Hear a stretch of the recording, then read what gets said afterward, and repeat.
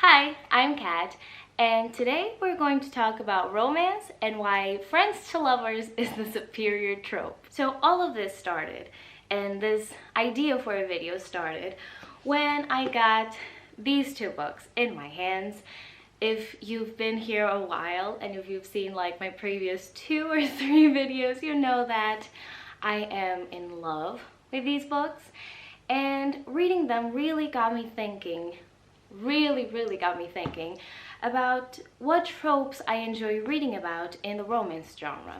So I've always enjoyed reading love stories and I've always enjoyed reading romance because I really love to explore relationships. I love to see people getting together. I love to see where each person is coming from and just analyze themselves, analyze each other. The reason why I love romance novels so much is because I personally have never been in a relationship, so analyzing it through other people's eyes and through other people's experiences is just so fascinating to me because I love the human experience, and I love seeing how different people live through different things. I think that's the main reason why I love reading so much. It's because it enables you to see other lives even though you're still living your own. So all of this to say that one trope that I have seen has become quite popular in the last few years in the romance genre is the enemies to lovers.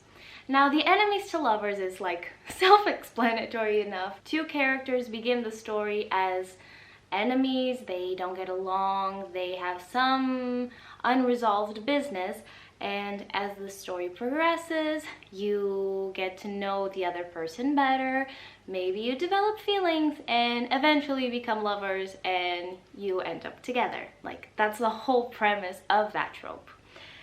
And I thought I enjoyed it, but every time I picked up one of those books, I would get to certain parts, some critical parts, and I will explain those later, that I just didn't vibe with me, and I will always end up at the end of those stories and I would always have some sort of problem. Like, I could never look at those stories and say like, oh, I loved it, this is my favorite, because I would always have problems with it.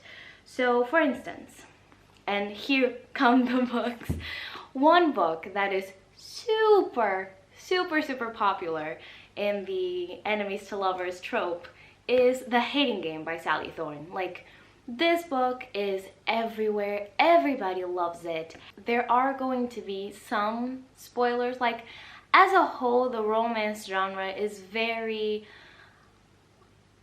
predictable and you're always expecting them to get to the end and be together, so there's always that. But if you don't want to know like anything at all about these books, maybe skip this video. I'm sorry. As I was saying, when I read this book, I remember that I got to the part where they kiss for the first time and I was very uncomfortable. When I got to the end of this book, everybody was raving about it and be like, 5 stars, best romance ever. And I was like, I guess it's 4 stars because I don't love it like that, but yeah, it was fine because I always, and that is the biggest thing, is that I always enjoy seeing characters come together. I always love that. Like, even if the book is not that great, I always enjoy to see like the romance unfold. But more and more as I read on, I became aware that the trope of enemies to lovers doesn't work for me. And now we're going to analyze why. I've come to realize that the thing that I hate, and this is like, I hate this like with a passion, the thing I hate about enemies to lovers narratives is that the explanation for them to be enemies is always so weak.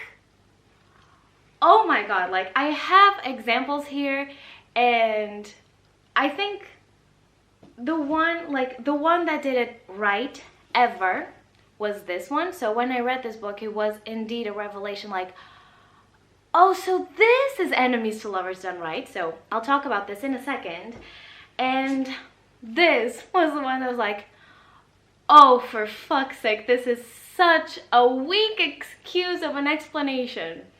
So let's go back. I think I've read others, but the one that I remember like crystal clear, my experience reading, is this one. And I just reread this because of this video, because I wanted to have it fresh in my mind. I read it for the first time last year. I had the same problems, and I had even more problems. So first time I read this, I gave it 4 stars, an inflated 4 stars, and right now this sits at 2, 3, like a solid 3, but like, oh no, I don't recommend this book. So let's talk about this.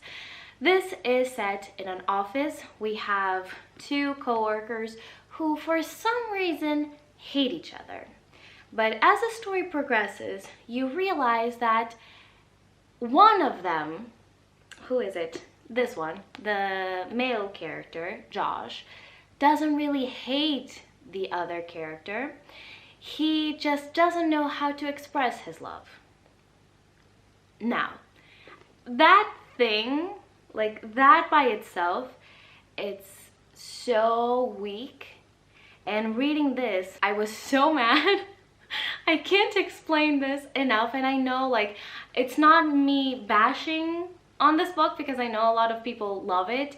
It's just for me it didn't work, and it didn't work because I don't love that narrative of a person being so just closed off and closed up that they don't even tell the other person how they feel, not even like subliminally. You don't let on your feelings. You're just, no, I don't love you. How is she supposed to catch up with you and be like, oh, you're acting like an asshole because you love me? Like, I hate that narrative. And it's just, it's so old, that thing of like, oh, they're picking on you because they like you. Not interested. The justification for them being enemies is so weak. It makes no sense. Like, he looked at her for the first time ever and he got the impression that he loved her right away. Excuse me? So you look at a person and for some reason you immediately like them, and you can't deal with those feelings. You don't act on them, you don't share them, and so you hate that person? I'm sorry, are we 12? Are we 5? On top of all of that, the thing that I hate so much about enemies to lovers is the whole process of them going from enemies to friendly to lovers. This whole book, we see through her eyes, and every time Josh does something nice, she second guesses it. So Lucy is constantly just, oh, he's doing this because he wants the promotion, or he's doing this because he's trying to trip me up, he's doing this because he wants to embarrass me. So that is your mindset, and you mean to tell me that from that we jump to, oh, but I really love him. When they kiss for the first time, and I remember clearly reading this scene the first time, it's so out of the blue that, quite honestly, it could be considered assault. Like, honestly, they are like banter back and forth the whole day, and then all of a sudden they're going home and Josh decides this is a perfect time to kiss Lucy. Not really talking about consent, never discussing anything of like, you know that maybe I like you. No, it's just, I feel entitled to kiss you right now, so this is what I'm going to do. Back off. Explain your thought process, because no, I was so mad when I read that scene. And then we come to another thing that I despise so much. That is the thing of, I've always loved you.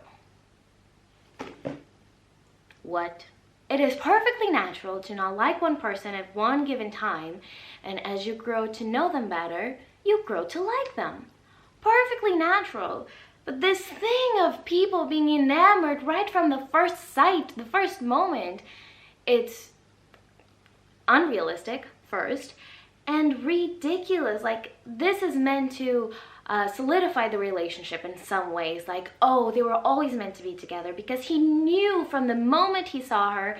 I mean, I'm being very heteronormative with my pronouns, but he knew from the moment, oh, they knew from the moment they saw them that they were meant to be. No, you hated them right from the beginning, you got to know them better, and then you started to like them. That's perfectly natural. Just go with that. Now, talking about Beach Read by Emily Henry.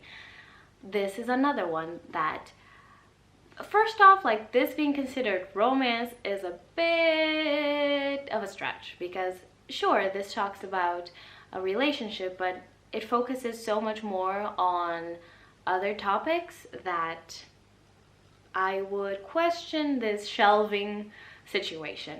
But talking about the romance in this book, once again, we have this narrative of enemies to lovers. Our two main characters went to college together, and once again, right from the start, there was some animosity here. They took a writing class together, something like that, and Augustus was very critical of January, our female character's work. So that is the justification for their animosity. You held a grudge because of that.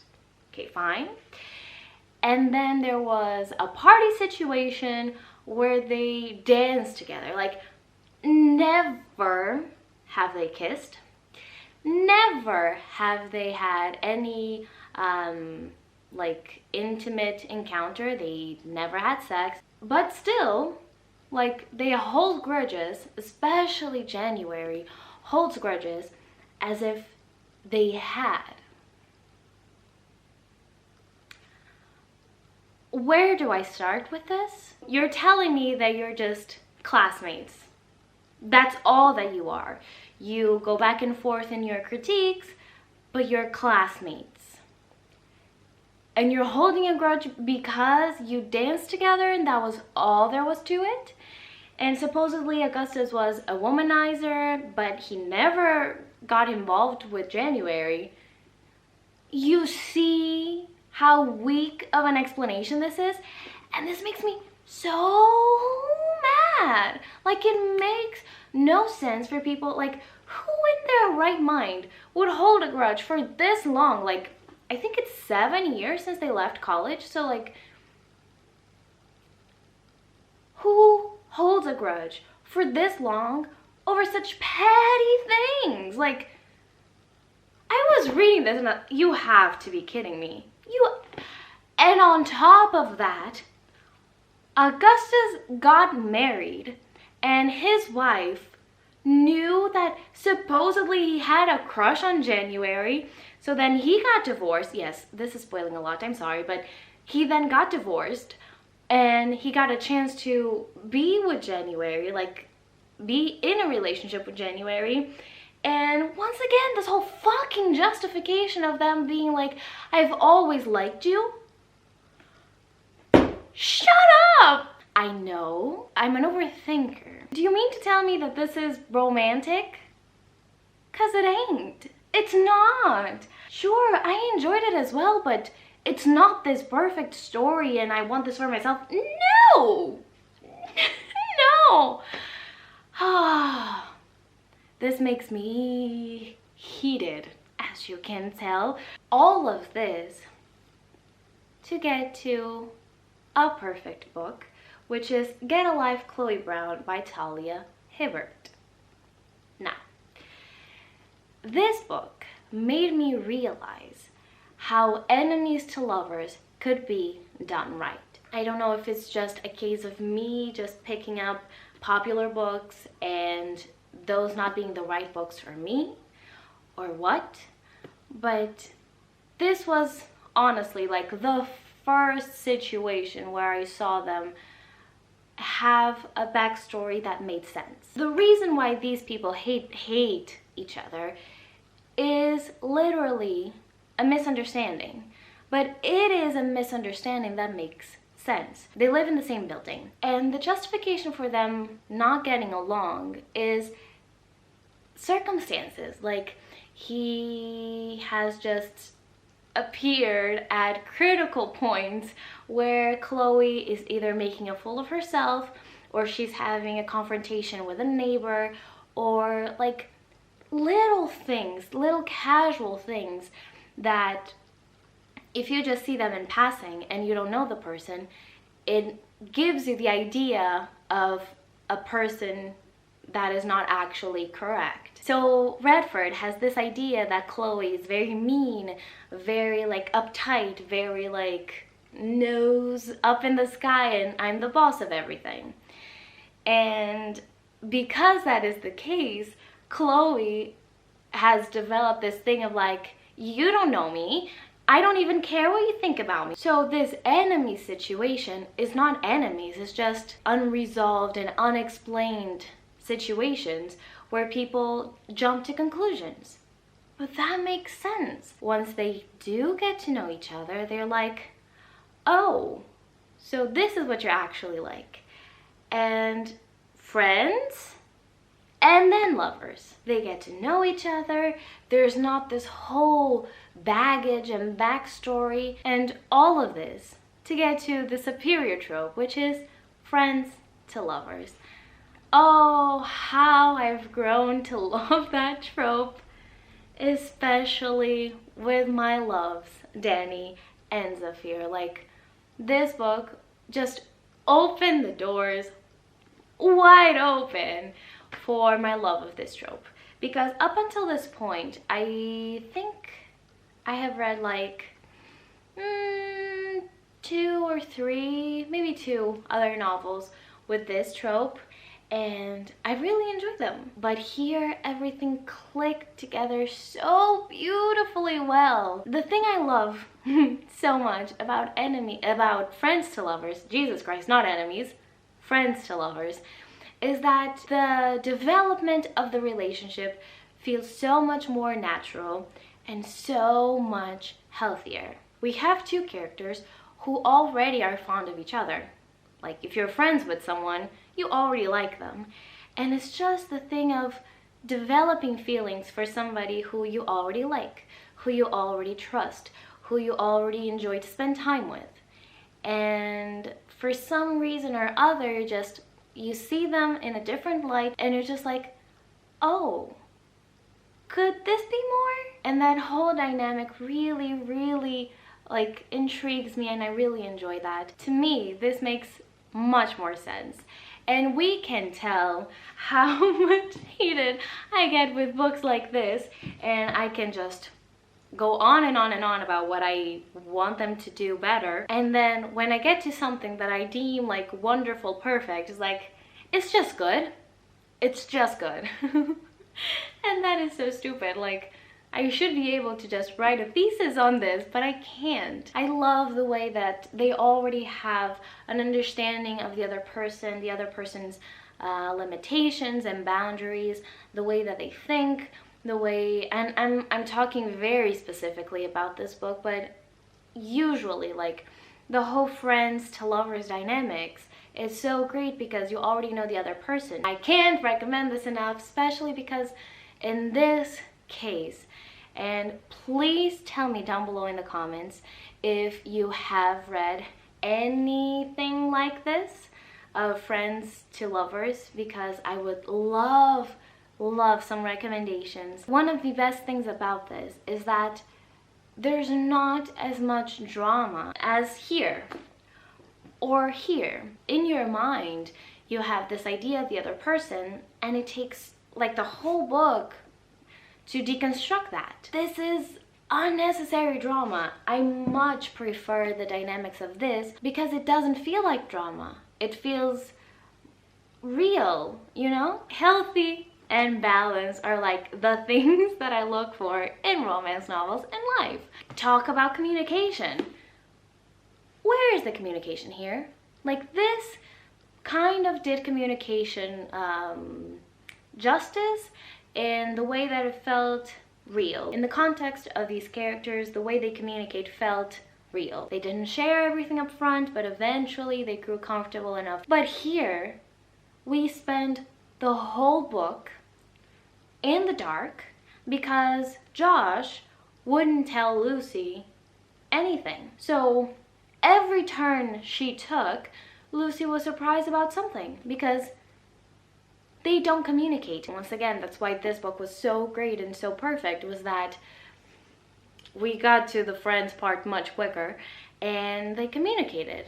They were able to trust in each other and confide in each other. It's not like blindly trusting each other and tell them everything about yourself, but it's that thing of like, you're proving that you're trustworthy. And in this case particularly, like, they communicate very well. Especially Zafir is so in tune with his emotions that he's very much on top of communication. Friends to lovers is the superior trope.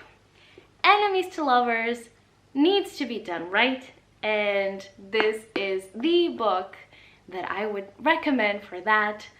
Both of these I would recommend highly. Was this my way of making a whole video dedicated to my love of these two books? Perhaps. But I do love them so much, and they really made me think a lot, not only about relationships in general in real life, but especially about the way that they are portrayed in literature and in fiction, because those ideals seep into our minds and into what we idolize, into what we deem worthy and desirable. So I think it's very, very important to analyze those. All in all, I hope you enjoyed this video. Please let me know your thoughts on this subject because I love to talk about this. Love, love, love. So please, let's talk in the comments. If you have some recommendations for romance books, please let me know as well, because I'm always on the lookout for new recommendations. And that's it. I'll see you next time. Bye.